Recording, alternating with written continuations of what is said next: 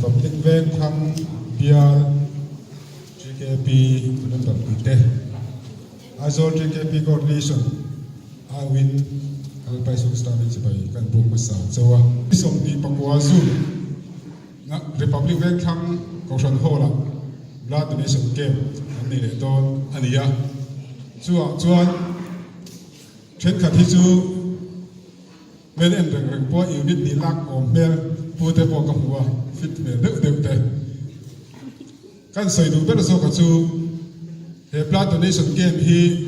Azor GKP coordination here pek tam ber ngor hi kan tum ani lawa kan tum ber chu chan dam an ni thele turin an tharau chan dam ani man nuk chak nei tur chan dam yang umia ti na ru kha kan pu ma zong ani chu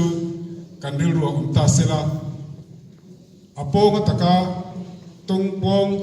sa hoa bek chi ni lawa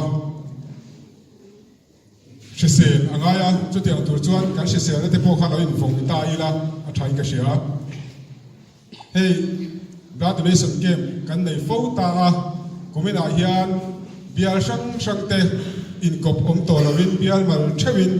ipete u bial te po kan lo chang thung ve ta loma ti in coordination committee chuan bial kuta ahlan ta a tiang chuan roman na kan siama hei in bial hi zaina ka huang chewi chuan unit somruk vel chu nun na kan chan le thele mi don ni ka sia thawong khop maya ron kal cheu turin kan ngen cheu ane at thil tam soi na hun dilawa at to per ka soi du chu kan siak to nu ma ni se ka ril ro om reng thina kan la ri suwa khan nunan nei na tam taka nei na local ka ni atia nunan nei mai po chu du tok lovin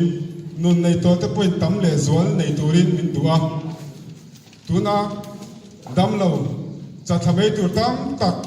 kan chan thei ni ti sia in an chan dam na ko ta na an bo sai na hun kan siam thei ni ti sia in ti sen pe turin ken som thar le ade in hun kan zel turam tu sakna ka han chau ka lo me